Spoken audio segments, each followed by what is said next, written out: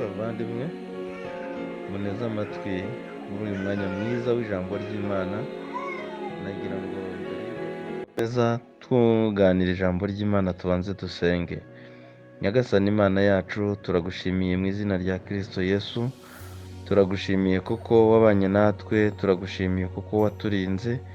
Mana wagize neza, turagushimiye. Reka tugushimire uyu mwanya mwiza uduhaye wo kuganira ijambo ry'Imana. Fasha buri umwe wese ugiye gukurikira uyu mwanya w'ikiganiro cy'ijambo ry'Imana, umuhe umugisha, umwagure kandi ukingure imitima ya benshi kumva ijambo ryawe. Urakoze kuko byumvise kandi kuko ubikoze, mu izina rya Yesu, amen.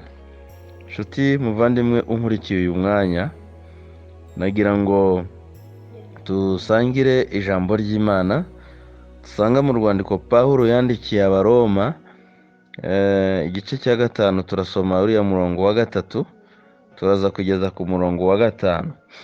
Bibiliya ivuze ngo iki? Iravuze ngo ariko si ibyo byonyine, ahubwo twishimira no mu makuba yacu, kuko tuzi yuko amakuba atera kwihangana, kandi kwihangana kugatera kunesha ibitugerageza, uko kunesha kugatera ibyiringiro.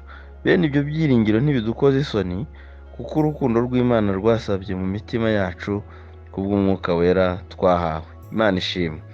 Hanyuma mbere yuko dukomeza tuganira ijambo ry'Imana, muri kumwe na Pasiteri Twagirayezu Joseph, mbarizwa mu itorero ryahoze ari iry'akarere rya Ruhango, ubu ni ururembo rw'amajyepfo. Hanyuma nkaba mbarizwa muri paruwasi ya Ruhango. Nagira ngo dusangire ijambo ry'Imana rifite intego ivuga ngo guma ku rutonde rw'abantu banesha. Kuguma ku rutonde rw'abantu banesha. Hanyuma turaza gukoresha incamake. Icya mbere, reka tuze kurebera hamwe impamvu umuntu akwiriye kunesha.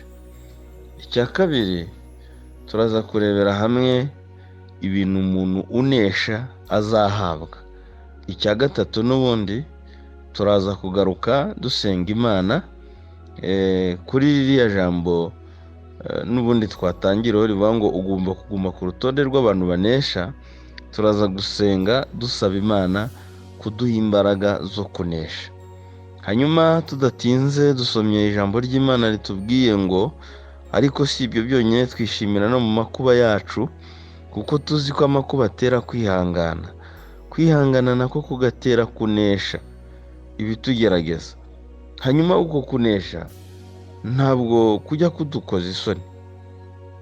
Ntabwo kujya kudukoza isoni, kubera yuko dufite ibyiringiro, dufite imbaraga, dufite aho tuzivoma. Hari ibyo twiringizwa n'iyaduhamagaye. Pawulo niwe wigeze yandikira itorero ry'i Korinto, ibice 15 umurongo wa 58, arababwira ngo nuko bene data bakundwa, mukomere mutanyeganyega, murushaho iteka gukora imirimo y'umwami. Hanyuma kugira ngo umuntu aneshe, nuko aba yarwanyijwe. Kugira ngo umuntu aneshe, aba yahuye n'ibimupima, ibimuhagurukira. Dufite ijambo ritubwiye ngo ugomba kuguma ku rutonde rw'abantu banesha.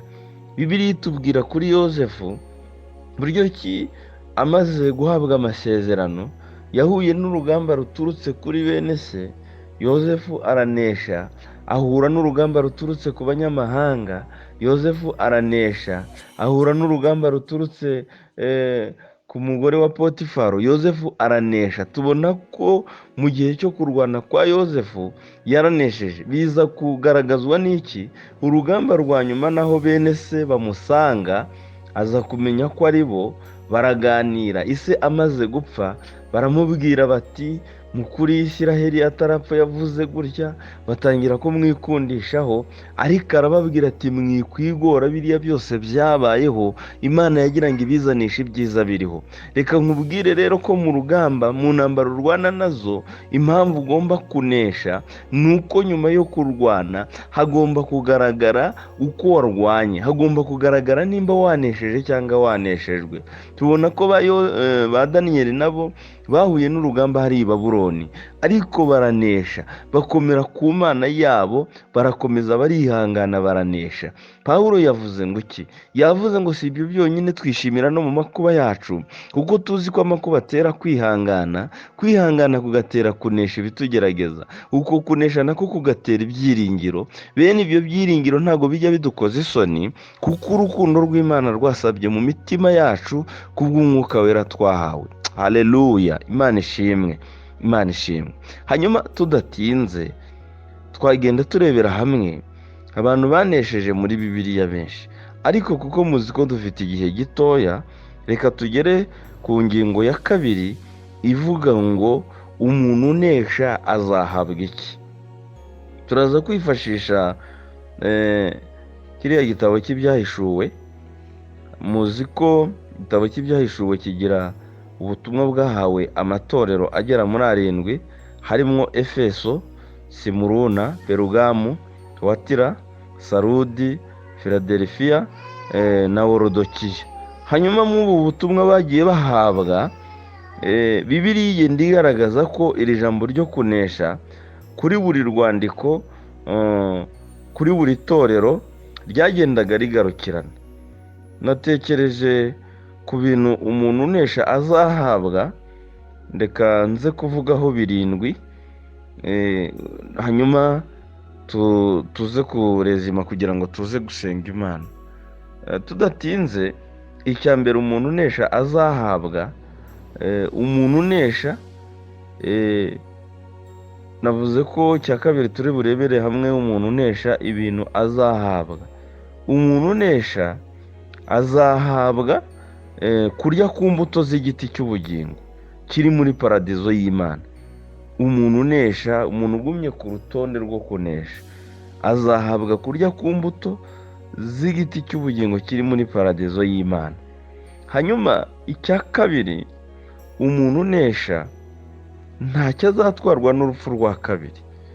Umuntu unesha ntacyo azatwarwa n'urupfu rwa kabiri, urupfu ruzarya abanzi b'Imana. Umuntu unesha rero ntacyo ruzamutwara.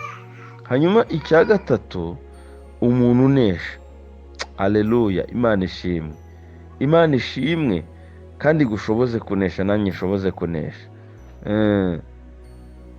Umuntu unesha, cya gatatu azahabwa kuri mano yahishwe.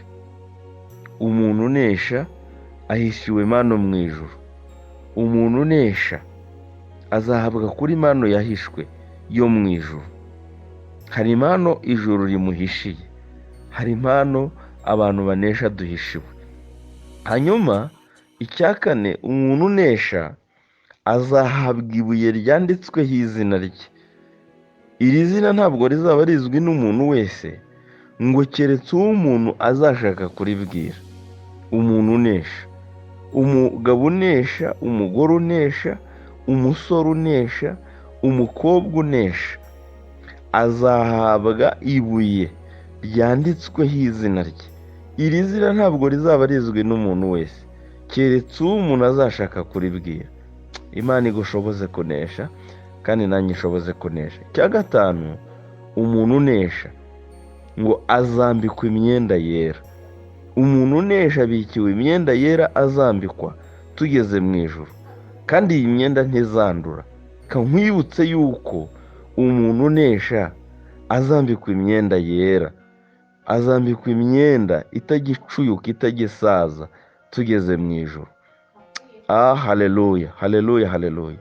Icya gatandatu, umuntu unesha ngo Imana izamugira inkingi yo mu rusengero rw'Imana. Imana izamugira inkingi yo mu rusengero rwayo, umuntu unesha. Hanyuma icya karindwi, umuntu unesha ngo azahabwa kwicarana na Yesu ku ntebe ye y'ubwami, nk'uko nawe yanesheje. Imana nihimbazwe cyane, akicarana na Data na Se ku ntebe ye iri mu ijuru. Umuntu unesha azahabwa kwicarana na Yesu ku ntebe ye y'ubwami, nk'uko nawe yanesheje. Imana nihimbazwe. Reka nkwinginge wowe ukurikiye ijambo ry'Imana, turi ku ijambo rivuga ngo ugomba kuguma ku rutonde rw'abantu banesha. Hari byinshi bigambiriye kugukuraho. Hari byinshi bihagurukira kugukura ku rutonde, byaba ubukene, byaba ubupfakazi, byaba uburwayi, byaba ubushomeri, byaba kurwanywa no kwangwa mu muryango. Hari byinshi bigamije kugukura ku rutonde rw'abantu banesha. Ibyaha nabyo birahari kugira ngo bigukure ku rutonde rw'abantu banesha. Uruvugo rwagukura ku rutonde, ubukene, amadeni byagukura ku rutonde, ubupfakazi byagukura ku rutonde, kubura urubyaro. Hari byinshi, ibihombo Satani ahagurutsa, ariko ibyo ngibyo byose nubwo bihari kugira ngo bigukure ku rutonde rw'umuntu unesha, reka nkwinginge nkubwira ngo Pawulo yavuze ngo iki? Yavuze ngo si ibyo byonyine, twishimira no mu makuba yacu, kuko tuzi ko amakuba atera kwihangana, kwihangana nako gatera kunesha, kunesha nako kugatera ibyiringiro, ngo bene ibyo byiringiro ntabwo bijya bidukoza isoni, kuko urukundo rw'Imana rwasabye mu mitima yacu kubw'umwuka wera twahawe. Izina ry'Imana nirihabwe icyubahiro. Reka nkwinginge wowe unkurikiye, ukurikira ijambo ry'Imana, dusubikira ahangaha dusenga Imana, dusaba Imana kugira ngo iduhe imbaraga zo kunesha.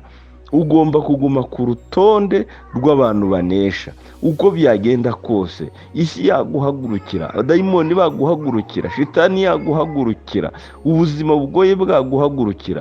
Turi muri iki gihe gikomeye, turi guhura n'iki cyorezo ubona kiri kugenda kinyeganyeza isi hirya no hino, ariko Bibiliya iravuga ngo Imana n'ubuhungiro bwacu n'imbaraga zacu, ni umufasha utabura kuboneka mu byago no mu makuba. Nicyo gituma tutazatinya naho isi yahinduka, naho imisozi yakurwaho ikajyanwa imuhengeri. Dusoza, ndatanga urugero rumwe ku bantu bankurikiye. Ushobora kuba mwarabazwe, uzi ko iyo muganga aguteye ikinya kikagufata, ushobora kubona icyo akubagisha no kubaga ukamubona, ariko ntubashe kumva uburibwe bw'icyo akubagisha kubera ikinya. Impamvu ni iyihe? Ni uko uba watewe ikinya. Hanyuma impamvu duhura n'imibabaro, tugahura n'ibigeragezo n'ibitugora ntitubyumve, abera tugira ikinya cyitwa umwuka wera. Umwuka wera araza akadutera ikinya, ibibazo n'intambara byaza bigatuma tunesha kubw'umwuka w'Imana twahawe. Imana nihimbazwe. Pawulo yarabivuze mu rwandiko yandikiye Abakorinto rwa mbere ibice 15 umurongo wa 57, aho yavuze ngo Imana ishimwe kuko iduha kunesha. Haleluya, haleluya, haleluya, kubw'umwami wacu Yesu Kristo. Rero nagira ngo nkubwire ngo nsoza, saba Imana igushoboze kugira ngo wongere kubagirwa mu kinya, kuko umuntu iyo ikinya kimushizemwo agahura n'ibimubaga arasakuza, avuza induru, yumva uburibwe. Ariko iyo wagiwe mu kinya ntabwo usakuza, nta nubwo wumva uburibwe. Wowe unkurikiye, umwuka wera yongera gutera ikinya, wongere kwemera kubagirwa mu kinya muri ibyo ngibyo byose bikubaga, kandi Imana igushoboze mu izina rya Yesu. Reka dusubikire ahangaha dusenga Imana kugira ngo Imana igufashe kandi igushoboze. Urakoze Yesu kubw'ijambo ryawe ryiza uduhaye. Shoboza buri muntu wese uryumvise kunesha ibimugerageza, ibimugora, ibimurwanya, uko byaba bimeze uko ariko kose, muhe imbaraga zimushoboza kuguma ku rutonde rw'abantu banesha. Urakoze kuko ubyumvise kandi kuko ubikoze, bisabye nizeye Imana mu izina rya Yesu, amen. Muhabwe umugisha n'Imana.